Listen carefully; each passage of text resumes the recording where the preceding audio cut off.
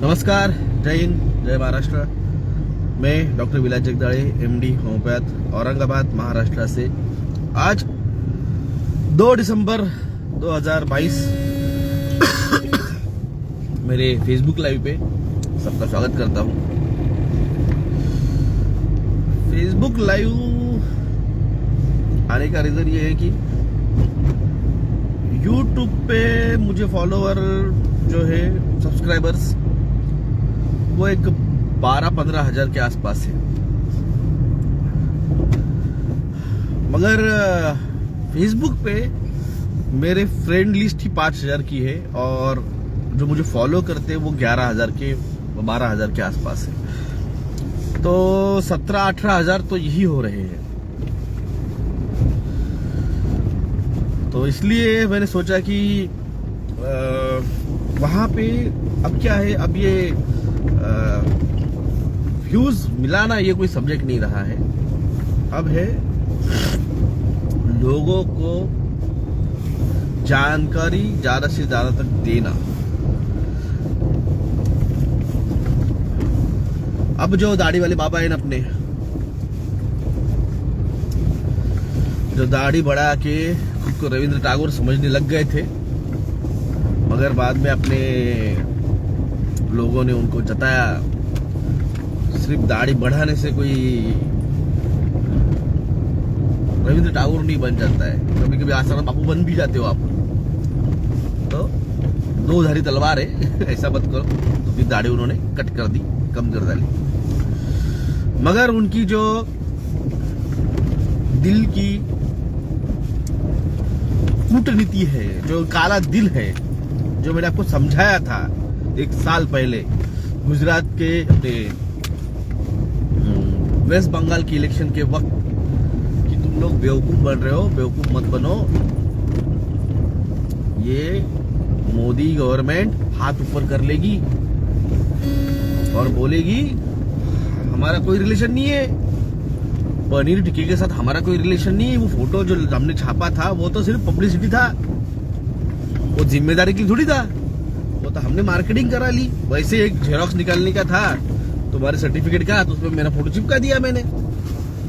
हा?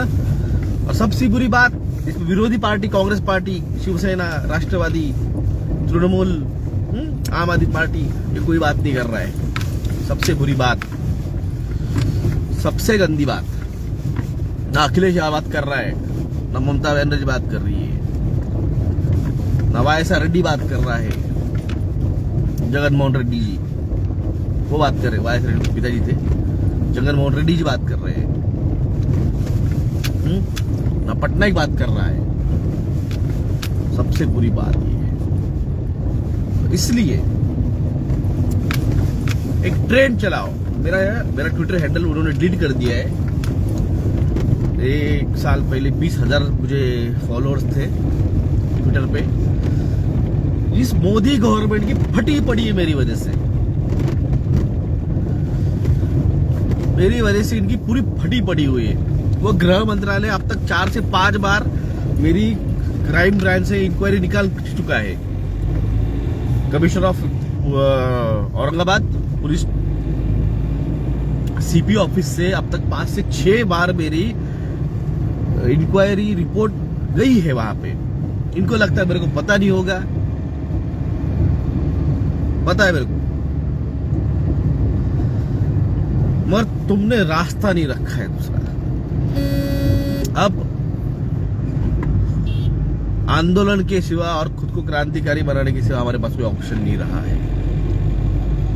तब भगत सिंह आंदोलन के लिए उतरा था, आज हमें उतरने के कोई ऑप्शन नहीं है। गूंगों की सरकार में धमाका करना पड़ता है।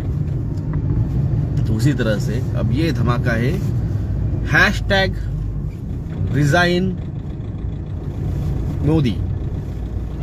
बस एक ट्रेंड चलाओ, फेसबुक पे चलाओ, ट्विटर पे चलाओ, इंस्टाग्राम पे चलाओ।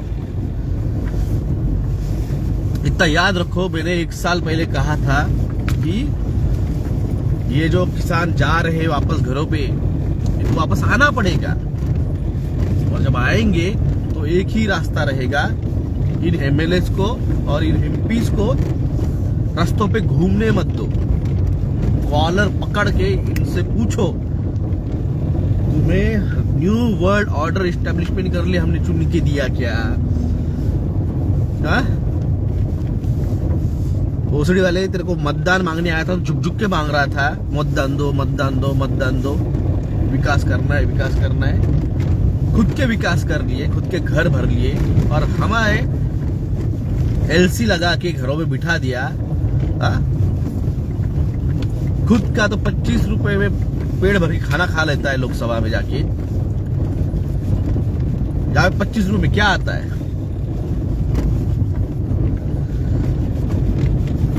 और मैं तब जो बोला था वो आज किसान नेता बोल रहे हैं कि अब लोकसभा और विधानसभा मेंबर को हम घेरेंगे। 1 साल पहले समझाया था, अब फिर से समझा रहा हूं मैं।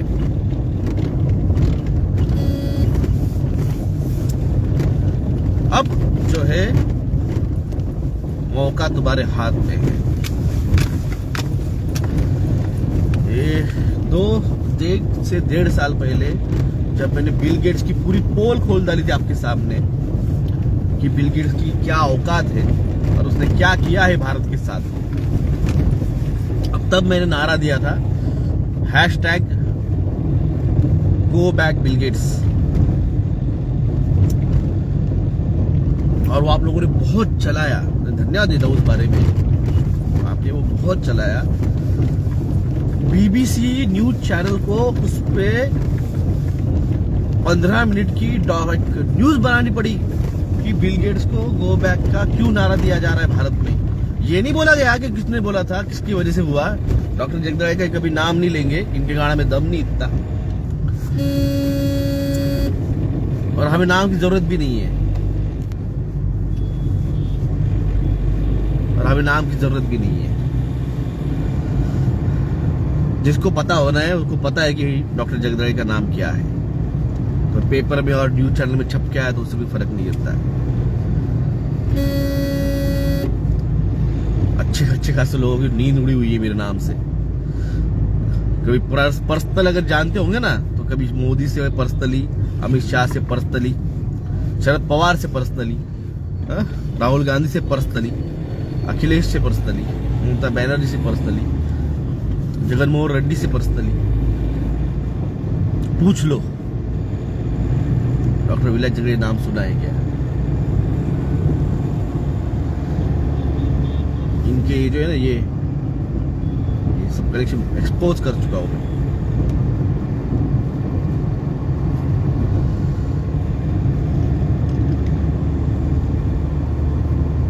तो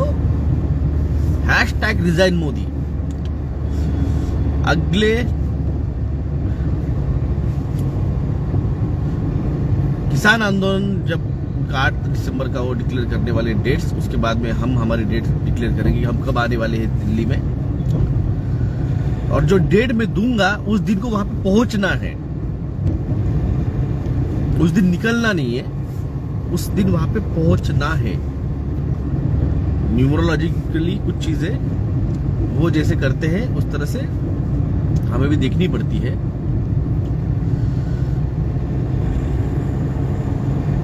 महाराष्ट्र में 17 दिसंबर तक मुंबई में जमावबंदी लग गई है।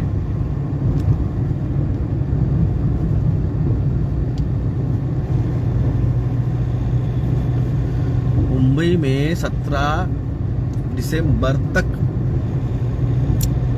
जमावबंदी लगी हुई है, धारा 144। क्यों? क्या होने वाला है मुंबई में? ऐसा क्या होने वाला है कि लोग इकट्ठा होने वाले हैं? ये सब सिंबॉलिक चीजें हैं दोस्तों। समझदार को इशारा काफी होता है, तो हम समझदार हैं, हमें इशारा समझ गया। इसका मतलब 3+2G अब फुल फेज में इस गुजरात इलेक्शन के बाद में स्टार्ट होने वाला है। और जैसे 2021 में टपा टप मर रहे थे लोग, वैसे अब मरना ये 4th लहर के नाम पे। चाइना में जो आई हुई है लहर, आप समझो चाइना में हर आदमी को 3 दिन में एक बार वो नाकों में डंडिया घुसा के, मुंह में डंडिया घुसा के करना कंपलसरी कर दिया है भाई। 3 दिन में एक बार। और मैंने आपको कहा है वो आरटीपीसीआर की जो डंडिया 2017 में खरीद के रखी हुई है। तब जेपी नड्डा जो भारत के आज के बीजेपी पार्टी के अध्यक्ष है, उन्होंने तब दबा के कमाई की उसके अंदर। और तब एम्स के जो डॉक्टर थे इंचार्ज गंगा खेड़कर, उन्होंने भी दबा के कमाई की है। उनको सुप्रीम कोर्ट ने झाप दिया था कि तुम इन चीजों में करप्शन कर रहे हो, तो ये करप्टेड लोग हैं। मैंने आपको कल कहा था, दल्ले लोग हैं, दलाल लोग हैं, कमीशन खाते सिर्फ। जेपी नड्डा को एक घंटा पता है बीमारियों के बारे में, वो क्या डॉक्टर आदमी है? क्यों खरीद कर रखी आरटीपीसीआर टेस्टिंग किट 2017 में? तो इन लोगों को ये सब के सब इस मोदी के गवर्नमेंट के दल्ले लोग हैं। मोदी खुद दलाल है, खुद वो भारत को बेच रहा है, खुद दलाली कमाई कर रहा है। 10-10 लाख रुपए के सूट पहनता है,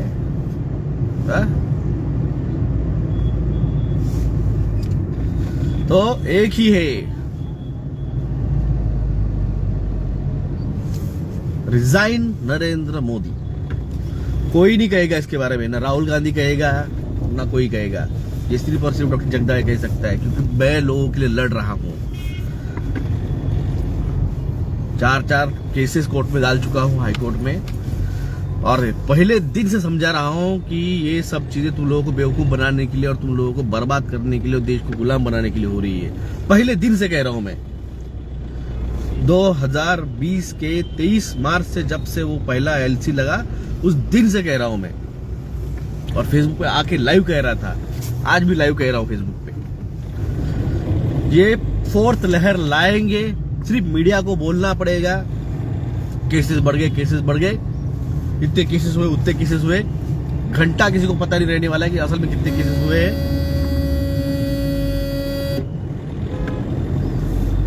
घंटा किसी को पता चल नहीं वाला है कि कितने केसेस हुए, क्या हुए हैं। ये सिर्फ मीडिया को बोलना है इनको कितने केसेस हुए हैं, और कुछ नहीं। और तुम लोग मानोगे क्योंकि मीडिया बोल रही है, और कुछ नहीं। 3+2G का वो जी ऑक्साइड जो है वो 3+2G के साथ कनेक्शन में आएगा। खत्म।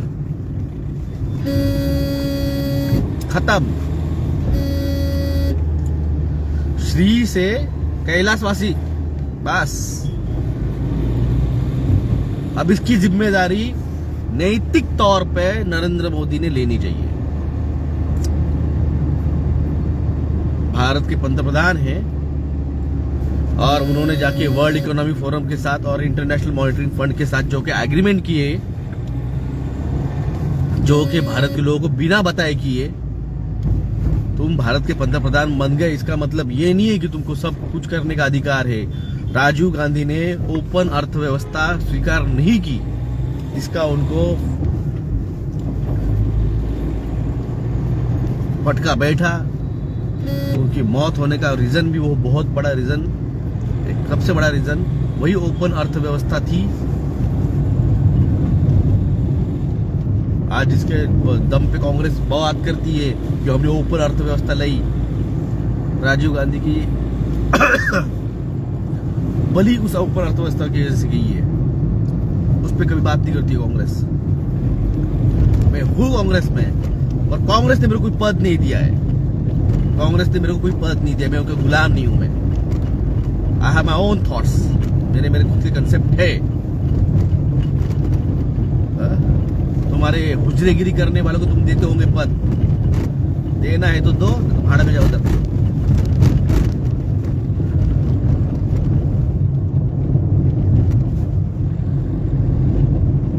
5 तारीख को फिर से गुजरात की इलेक्शन है। आम आदमी पार्टी और बीजेपी, इन दोनों को छोड़ के किसको भी वोट दो, किसको भी वोट दो। लोग कहते हैं सर आप कांग्रेस में ज्वाइन किए थे, आप कांग्रेस को मतदान करो, क्यों नहीं कहते?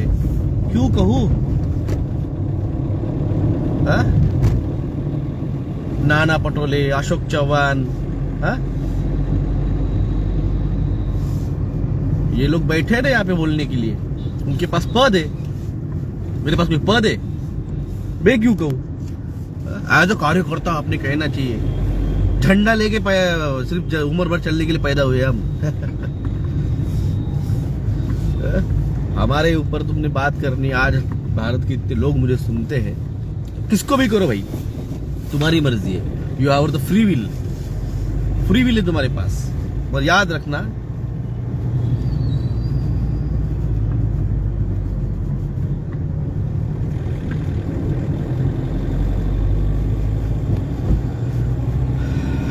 फ्री विल है तुम्हारे पास, किसको भी करो, मगर इन दो लोगों को मत करो। ये दोनों के दोनों फुल्ली ट्रेन करके आए गए हैं, लाए गए हैं। आम आदमी पार्टी और बीजेपी, ये मोदी, ये फुल्ली ट्रेन करके लाए गए हैं कबाल की तरफ से, इल्यूमिनाटी की तरफ से। ये दो छोड़ के किसको भी करो, क्योंकि उनको ट्रेनिंग नहीं मिली है, वो अभी बच्चे हैं।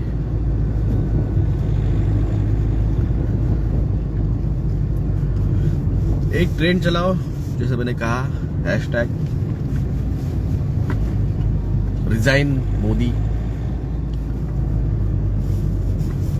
वो ट्रेन चलाओ, उसके सिवा तुम्हारा कोई ऑप्शन नहीं है। और आंदोलन में किसान तो आएंगे ही, अग्निवीर,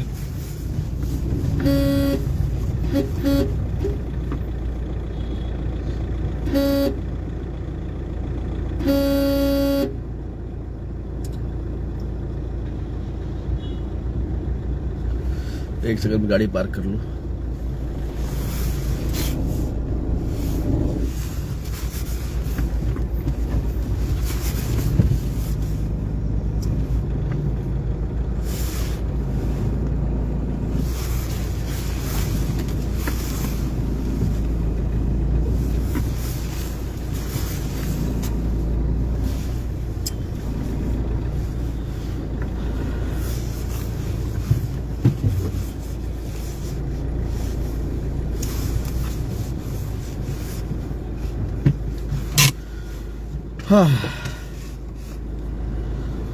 प्रणाम प्रणाम वीरेंद्र जी।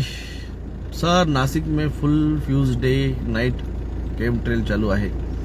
मेरे यहाँ पे भी थे यार कल, आज मेरा ध्यान नहीं गया कार चलाते वक्त, एक्चुअली कल मेरे यहाँ पे भी थे।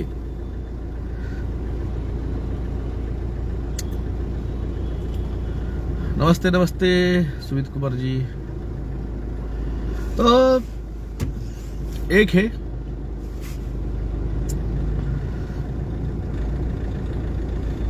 प्यासा कुएं के पास जाता है, कुआं प्यासे के पास नहीं आता है।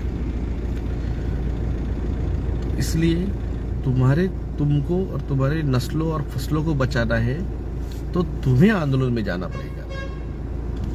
आंदोलन तुम्हारे घर पे नहीं आएगा।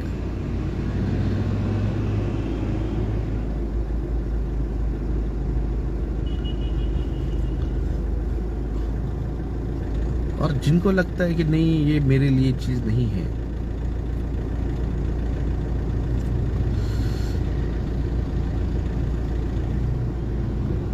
जिनको लग रहा था कि हमने पनीर टिक्का नहीं लिया, हम बच गए हैं, मैंने पहले भी कहा था, तुम्हारे कर्मा तुम्हारे डेस्टिनेशन डिसाइड करेंगे। और तुम जो कर्म कर रहे हो, तुमको लग रहा है मैं पनीर टिक्का नहीं लिया और मैं बच गया, ये तुम्हारा कर्मा नहीं था। कुछ काम करना, कुछ कार्य करना, कुछ एक्टिविटी करना, वो कर्मा होता है। खामोश एक जगह पर बैठ गए तो ये कर्मा नहीं होता है, ये कर्मा नहीं होता है। और जो कर्म करेगा उसी को ही उसका कुछ ना कुछ डेस्टिनेशन रूप में फल मिलेगा। 130 करोड़ जनसंख्या है, 135 करोड़ लोगों की भारत की जनसंख्या है, मगर जैसे मैंने कहा,